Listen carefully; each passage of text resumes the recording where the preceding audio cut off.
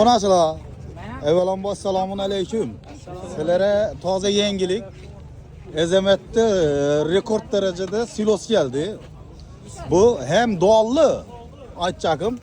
Doğanı ezilip ketken eken.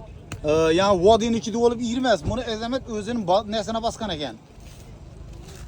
Joyuna ekkirip. Alaman deseyizdir. Viş sortadıydı. Toşni 20 kilodan. Ya vadiden gelip durgan preslerini kıgan emez. Hep şiir elegen bu. Ben şuna iran kaldım. Sulu mes yine iştir sulu özünü gepini. Yine. Nima karan? Sulu silos emez. Şiireli. Hep haltası kette o bunu açıla. Alaman deseyizdir. 2026 yıl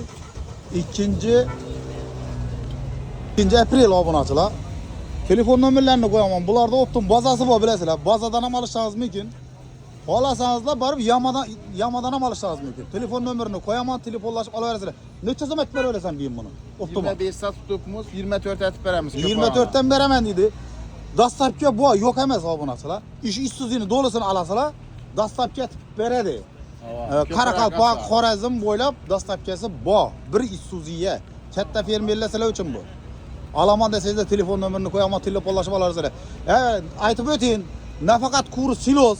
Başka kıl yemlerden hep kor basazlarım aparıp veredi. Şunun içinde dastlapki hizmeti.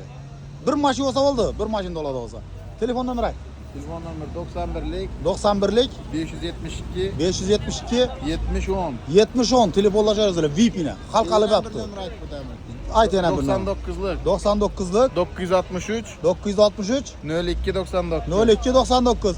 Bunların obunaçılar mestası 3 yeda bu. Ağzı ikisi işlet tuttu. Hava ikisi işletti. Baza bilen bozar içindeki işlet tuttu.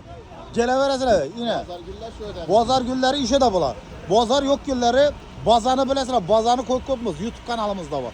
Barıp bazada sazlarım bular niçe mikolta desizlere. Kepekler hem şimdi öde. VIP. Hem aytıp ödeyin. Şu an 10 tane arzalatı verdi bular. 300 mı tuttular şu an? 1600. 1600 son lazer ki. Abone atılar. Geleveresine. VIP join'la.